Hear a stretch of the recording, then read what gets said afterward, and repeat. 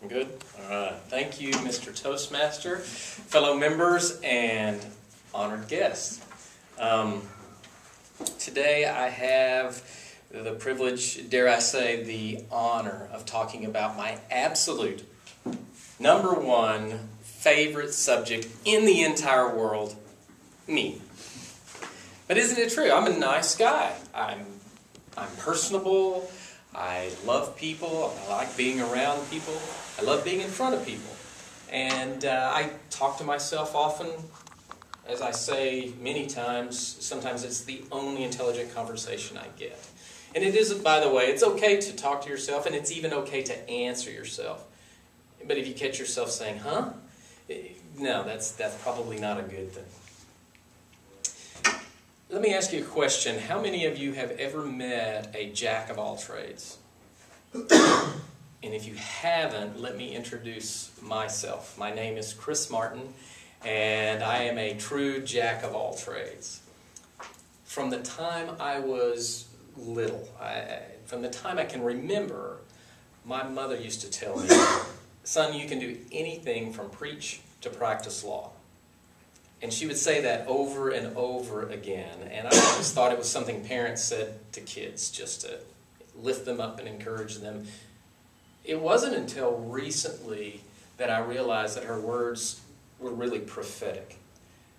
Looking back over my 54 years, I have really done that. Everything I've put my heart into, I've been able to accomplish to some level of at least average expertise. I have built my house in the country. I became an ordained minister. I've spoken to those types of groups. I served on a board of a large church. I've traveled to foreign countries and spoken there. I've raised 3 wonderful children and several who were not my children that I've helped to nurture and raise. I have been not only to other foreign countries, but spoken to other groups within the States. I have learned to play numerous musical instruments, some of those well enough to actually get paid to do that. I sing. I have recorded several albums. I paint. I carve in wood. I worked with my son to help him achieve his Eagle Scout rank, which means I have done wilderness campouts and gone almost 2 weeks without showering. Not something I would recommend, but I have done that. I've learned to live off the land. I have met the President of the United States. I have sat down with a president of a foreign nation and actually had conversation with him. I have been able to accomplish anything I put my mind to. Thank you, Mom. On the other hand, it wasn't because I had special privileged upbringing. It wasn't because I had privileged education. In fact, I often say my part of my graduating high school class made the top 50% possible. I was not a good student because I didn't put my heart into it. When I went to college, my classes, I never graduated, by the way, and my classes centered around those classes that had the most attractive girls in them. So I've taken swimming. I'm a lifeguard, by the way.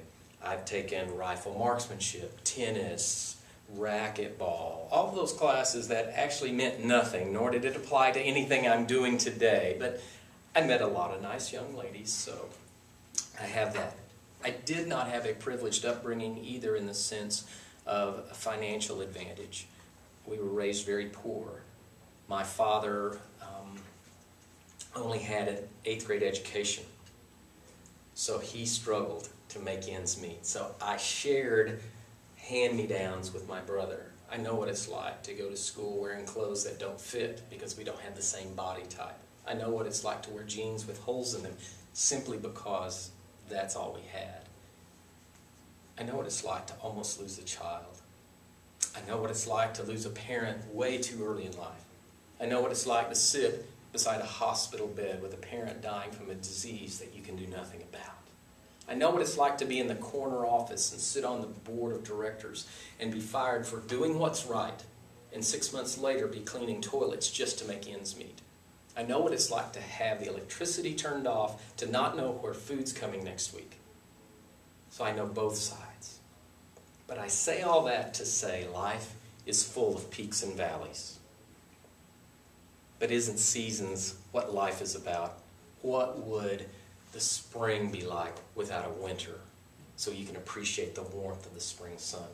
What would that coolness of fall be like without a dry, hot summer? So I leave you with this. There's an expression, and we've heard it often, this too will pass. Normally it's associated with something that's bad. True enough. But I also say, no matter how high the mountain peak, this too will pass. Life is full of peaks and valleys. My challenge to you is, what are you going to do when you hit the valley? And what are you going to do when you hit the peak? Who will you rely on? Do you have a dream that is passionate enough to get you through? Do you have a dream? Do you know why you were born? Two most important days in someone's life: the day they were born and the day they find out why. So I challenge you to find out why. Live with passion, because I believe in you, and I believe you can do anything from preach to practice law. Thank you.